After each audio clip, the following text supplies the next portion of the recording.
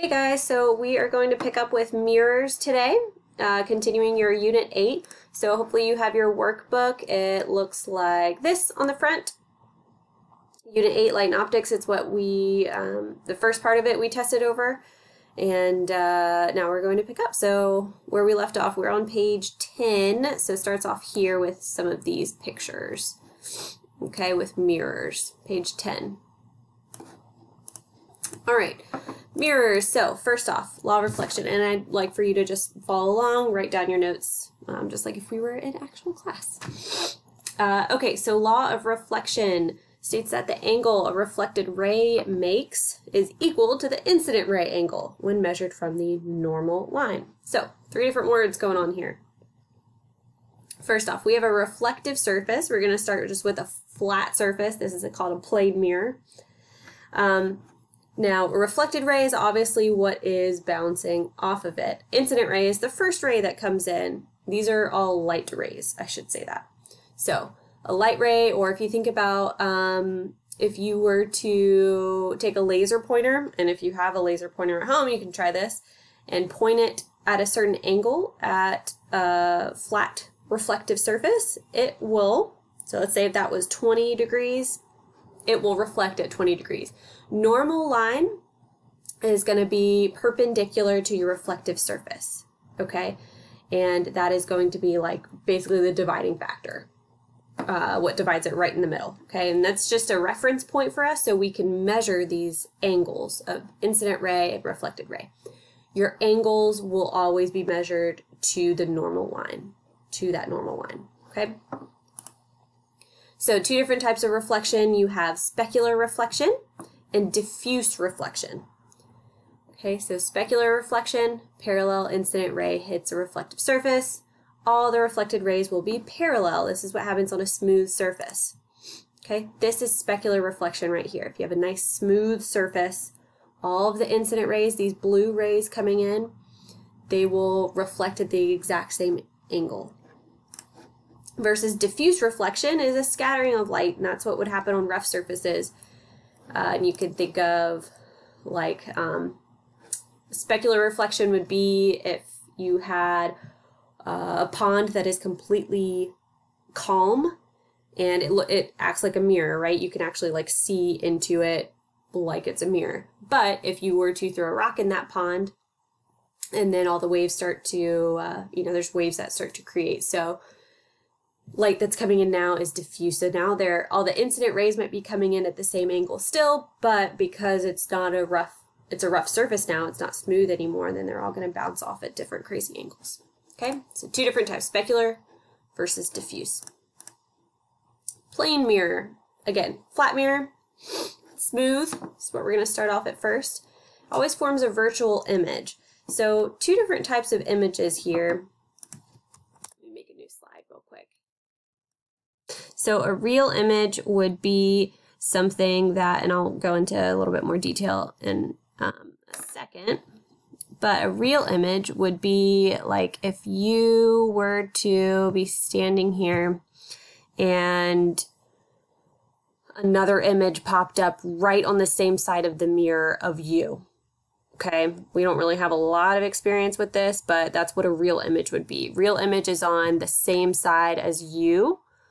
Of like, this is the image, this is the object. Let me zoom out. This is the object is you, okay? Image on the same side of the mirror. This is obviously the mirror right here, all right? Versus if you are a virtual image, which is what we're mostly used to. Okay, you're the object, and the image shows up on the opposite side of the mirror. That's what we're used to, okay? Virtual, it's like it's inside the mirror, versus real, it's on the same side of the mirror, okay?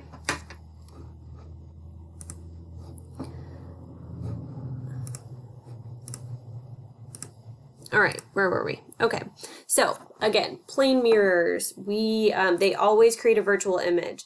This is the mirror that you use in, every day, pretty much when you wake up, you go into your bathroom and you have a virtual image of yourself behind the mirror, okay? Formed from diverging rays opposite of the mirror. So again, with this picture here, this is your virtual image, this is the object. This is your eyeball seeing the image formed behind the mirror. And it's going to be the same distance on both sides. So if your object, this candle, let's say it's 2 meters from the mirror, like it's 2 meters in front of the mirror, then your image should show up should be the exact same amount behind the mirror. So it will appear the same distance away inside the mirror virtually, all right? So there are different, okay, concave mirror. So edges point towards the observer.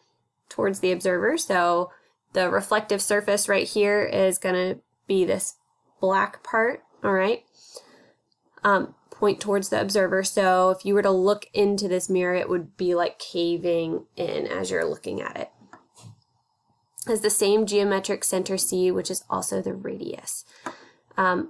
This C comes from the fact that so this is a concave mirror. If you were to imagine this as like a slice of or a side of a whole sphere, the center, the C would be the very center of that sphere.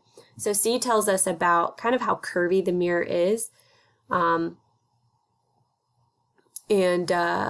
is useful to know what kind of images will be formed in front of our mirror. F is, well, first before we get to that, so principal axis is the straight line that's perpendicular to the surface of it. It goes straight through, perpendicular. For a plane, it's similar to with the plane mirror, this normal line right here. Principal axis is P. Focal point is where all the light rays will actually intersect. So if you are standing in front of this concave mirror, and a concave mirror that you might be used to is like a makeup mirror. You know, one of those ones that have like the lights on the outside and it makes your face like blows your face up really, really big so you can see all your pores or be able to put your makeup on well or all that kind of stuff. So we've all experienced mirrors like this, that they usually make your face really, really, really big and kind of magnify it. If you're standing in front of that, you know, light is coming in and it's reflecting off of you and reflecting off of the mirror. All of those rays that are coming in are actually going to, as they come into your mirror and bounce off, they're all going to reflect through this F, this focal point. Focuses the mirror, okay? If you have a big enough mirror like this and it's a really, really bright and sunny day, and I actually have been able to do this in some of my classes in the afternoon when the sun is really bright, if it's a nice bright sunny day.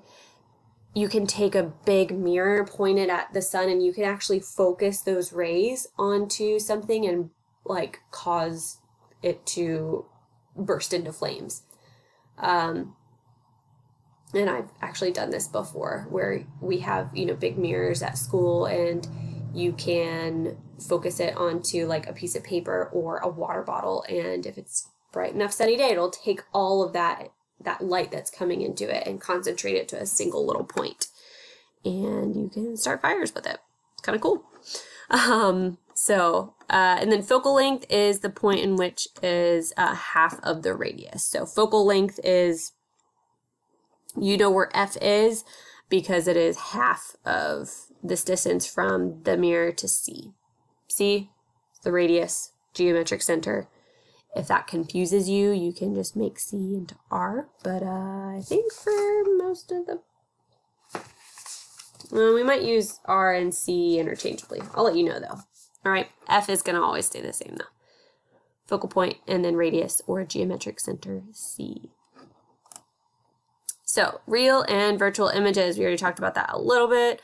Again, a real image is what's formed where light rays actually converge and the image will form on the same side as the object. So this is kind of a picture that shows it, not really well. But if you have a concave mirror, and again, concave mirrors are the only ones that do this. And if it's dark enough in a room, if you have this object is in front of it, it's a candle. We have the mirror. This is an image that formed on a piece of paper further away. So this is the image. It's real because it's in front of the mirror. And it's on the same side as your object.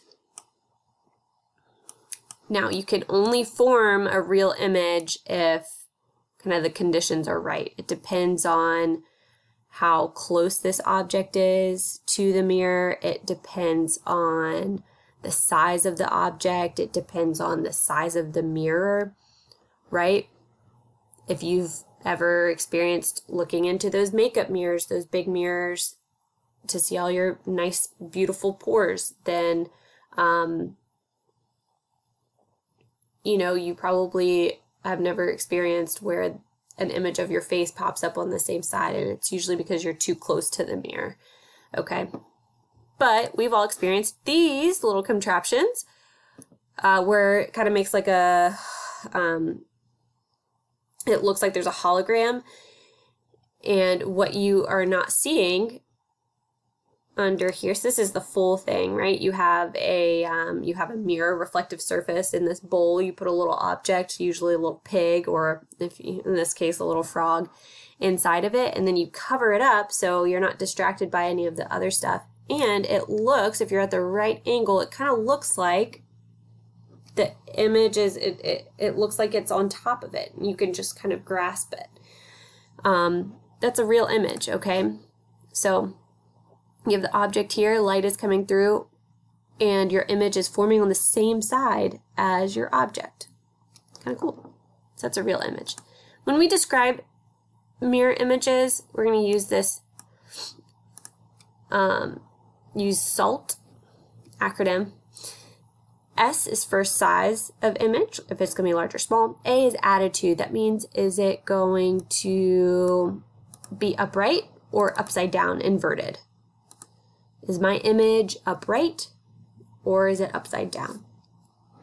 Location, beyond C, behind mirror, etc. This just tells you where is the image going to pop up. And then T is type. Is it real or virtual? All right, so SALT. S, size of image. A, attitude. And now that I'm saying that, I realize we are on the back. We're on page 11, okay? We're at the very top.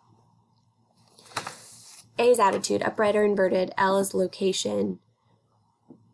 Where does the image actually pop up? Does it pop up here, beyond C? Does it pop up between C and F? Does it pop up behind the mirror, all the way over here? Where does your image actually pop up? And then T is type, if it's real or virtual. Again, if your image pops up anywhere up here, it'll be real. Anywhere back here, it'll be virtual. All right, now we're going to look at how to actually draw these. So, specific order that I'd like for you guys to go into, and if you have a couple colors at home, I would suggest using 2 different colors in order to distinguish different lines that we will be drawing, and you'll need a straight edge as well. So, pause the video here in order to collect those things. All right, so we're going to use 2 colors. First color, you will, and I have, this is in blue, I'm sorry if you're colorblind, this is blue, and these are going to be in red, and then you'll draw your image where they intersect. So, first line, you're going to draw an incident ray from the top of your object to the mirror, straight to the mirror, then that will be a reflected ray. You're going to connect from the mirror through the focal point.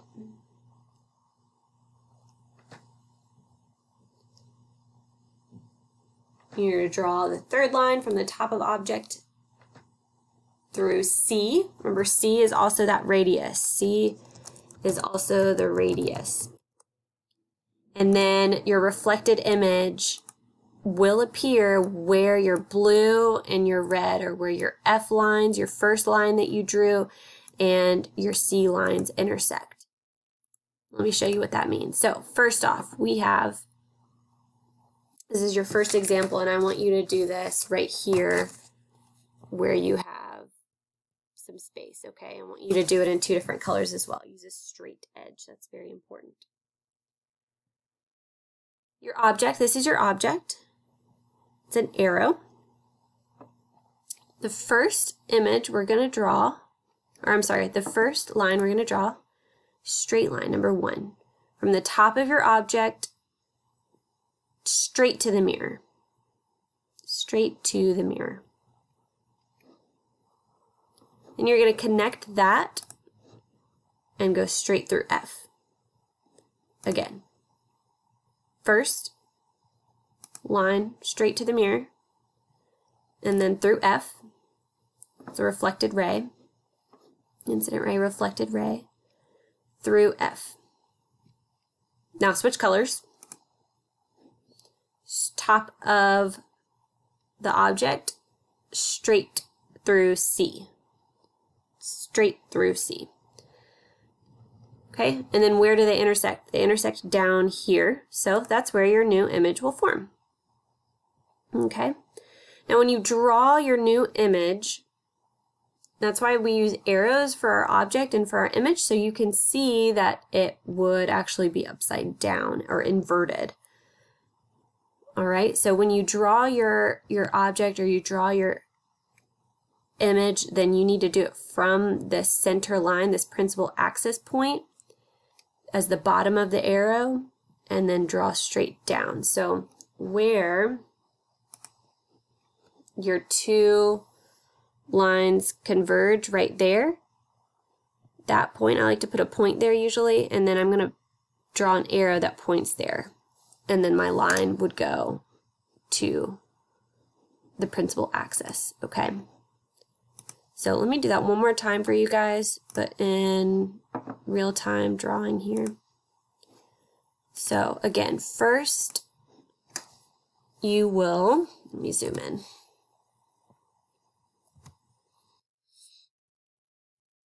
Ooh, didn't mean to zoom in that much. Okay, first straight line from top of object, straight to the mirror. And then I'm going to connect that and go through F. Okay? You can see why using a straight edge really helps you do this a little bit better. Okay, and then the next one is going to go from here straight through C all the way down. My new image forms, use yellow.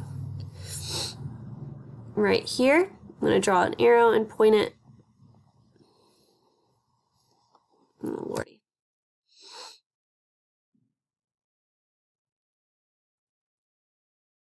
It's driving me crazy. There we go. Okay. Now, we're going to use salt to describe this. So our image, S size, relative to our object, it is larger. So our size is going to be larger. Attitude, is it upright or is it inverted? Is it the same attitude as our object or is it upside down? It's upside down, so it's inverted. Location, in relation to F and C in the mirror, it is beyond C. Beyond C. Sounds like Beyonce. And then T, type, is it real? Did it pop up on the same side of my object, or did it pop up behind the mirror all the way over here? It is real. It's on the same side as my object. All right, make sure you write salt down for your example right there. Okay, salt.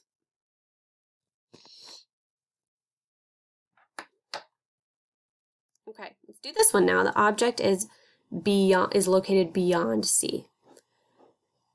So let me show you, let me draw it first here, and then I'll show you the prettier picture. Straight to the mirror and then through the focal point. Next color, top of the object, straight through C. Where do they intersect? They intersect right here. That's where I'm going to draw my new image, pointing there. Okay, that's your image.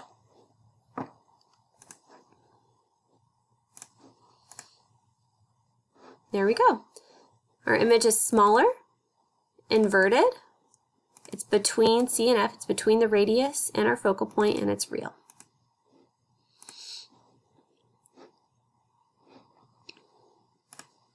What about this one?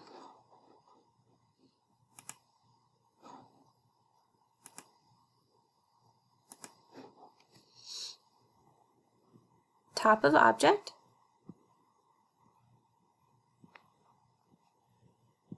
Here we go, to the mirror, straight through F, always connect them, and then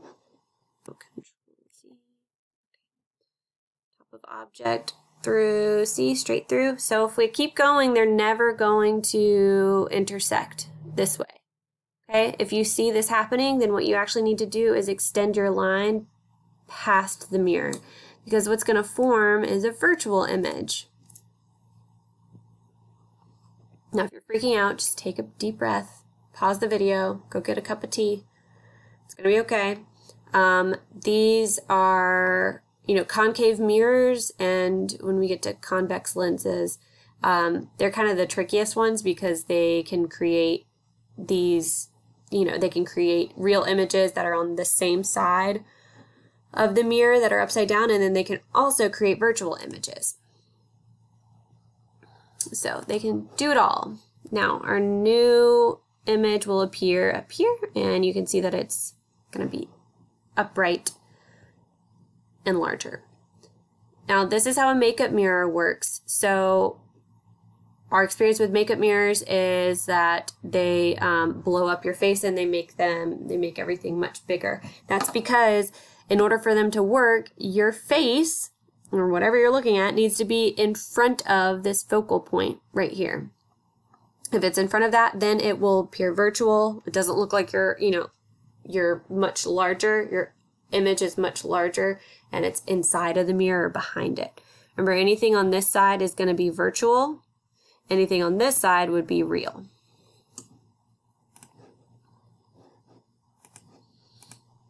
All right, and there we go. Larger, upright, behind the mirror is our location, and virtual. Okay, now you try. Make any type of example that you want and try again. Again, use the same order of drawing these. Use 2 different colors. The first one needs to go from your object straight to the mirror, and then connect it through F. Second one goes from the top of the object through C, and then where they intersect right there, that's where your image is going to be. So play around, make one. You can try a very large one that's between C and F. You can try an object that's past here. You could try an object again that's in front of F, and which case it would form on that side. Okay, and what I want you guys to do, I think I'll actually stop here for now, and I'll post convex mirrors later, but I want you to do, practice concave mirrors.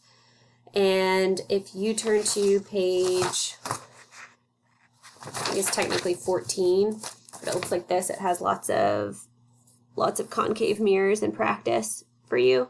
I want you to do those 1 through 11. And I want you to do it in 2 different colors.